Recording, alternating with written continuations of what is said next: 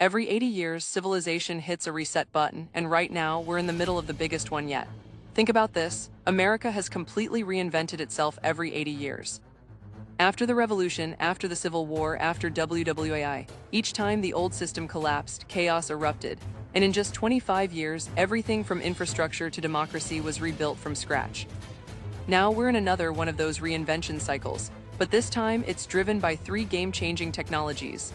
First, AI is amplifying our minds the way engines once supercharged our muscles. Second, clean energy is shifting power, literally from oil fields to scalable, efficient tech. And third, bioengineering is rewriting the rules of life itself, from how we heal to what we eat. These three forces together aren't just upgrading gadgets, they're laying the foundation for an entirely new kind of civilization. But here's the thing: this isn't just about tech. Our economic system barely works for most people right now, which means we've got a choice. Will this next era serve the few, or will we build something that works for everyone?